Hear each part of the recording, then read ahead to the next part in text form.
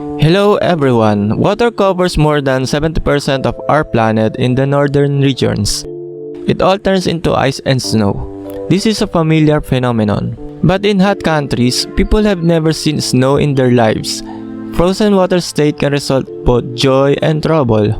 And today, we will show you some interesting moments with snow and ice. Okay, let's begin.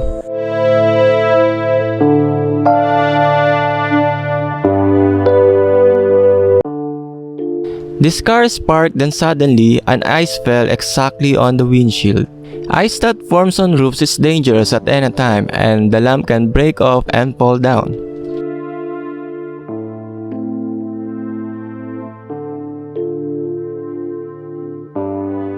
Here is also exactly the same case. Snow and ice fell off the roof and head straight on the car, causing damage to it.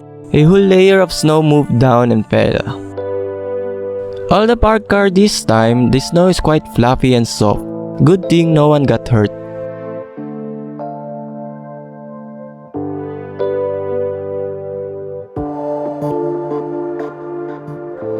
Sometimes there is a phenomenon as freezing rain, and after that, all cars kinda look like this.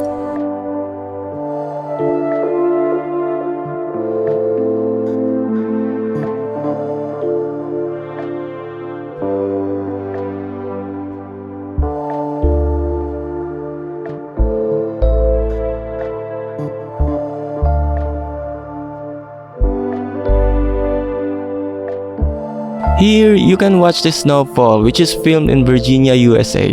At first, the footage had green grass and a dry road. And now it is snowed.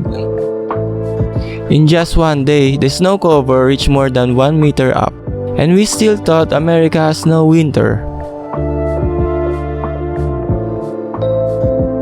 It's good when, after snowfall, the snow itself moves on the roof by itself.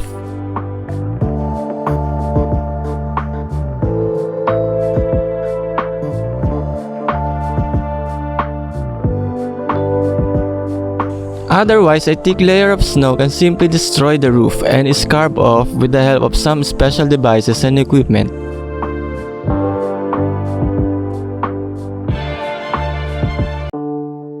This is Abkhazia Children's Waterfall, but it's not water at all.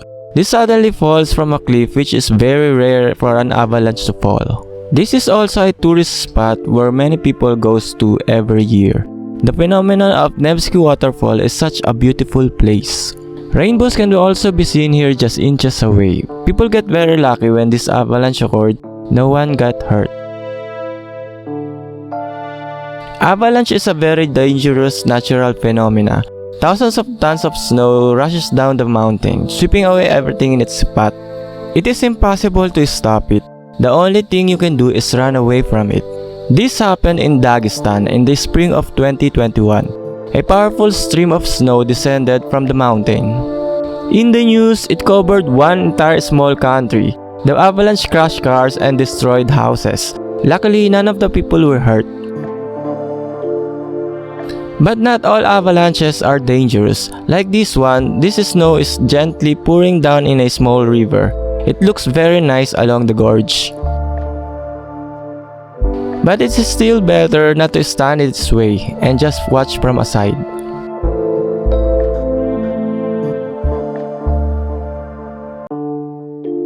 Let's talk about glaciers and icebergs. There are huge glaciers in the northern waters that sometimes collapse, and look, it is impressive from here. As you can see, the ice arch from which chunk of ice breaks off and fall into the water because as time passes for a long time, they slowly fall.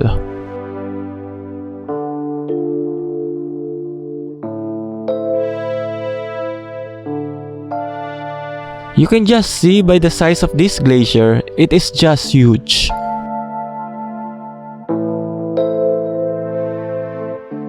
Here you can see another arch-shaped glacier. It is also collapsing.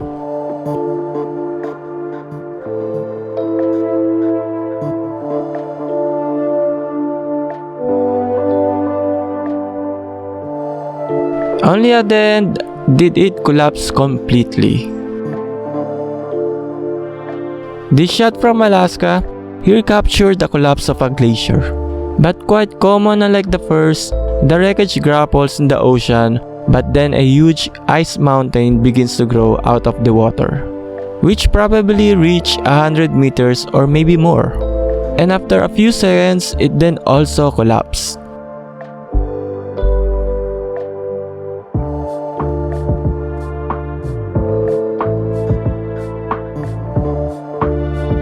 Two researchers climbed to an iceberg, which after a couple of minutes, it began to move and eventually rolled over, almost hitting them. Every winter, the river is freezing, but only few people are seeing how the ice begins to drift in spring. First, the ice moves and floats big layers of snow, but then it breaks down and sometimes it becomes this ice drift. It starts differently. The ice starts to break like this and it's like riding along the wave. It looks amazing. When the ice breaks, it drifts into the northern river. This layer of big ice floats a while on the river. Sometimes it kinda looks like the apocalypse when this thick ice crumbles and rises along the shore. It rises so high up before our very eyes, it grows into a whole mountain.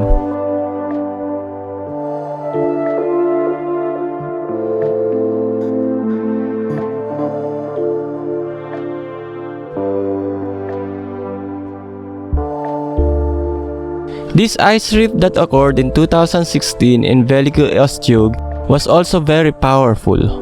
The footage captured as ice literally floats in mountains along the river, pressing against the shore and overwhelms it, turning city streets into an impassable glaciers.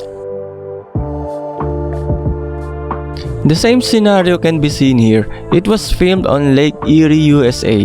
Surprisingly, the river here has no current.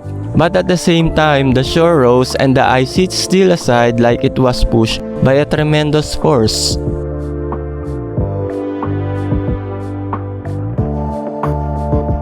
The ice strip also is capable of washing away and breaks everything that gets in the way. Here we see a wooden bridge on a river along with the spring ice floats, and moments later, the ice rests against the bridge. A grinding is heard. It breaks and moves from place to place. Part of a bridge was easily torn off and split. A small wooden bridge was also easily moved on the White River of Bashkiria.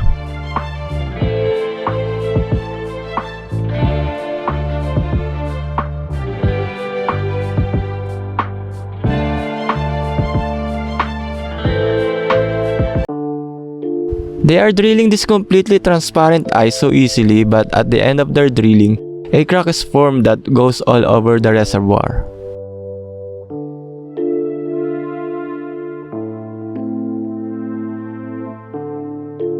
It looks like a walk on thin ice under each step.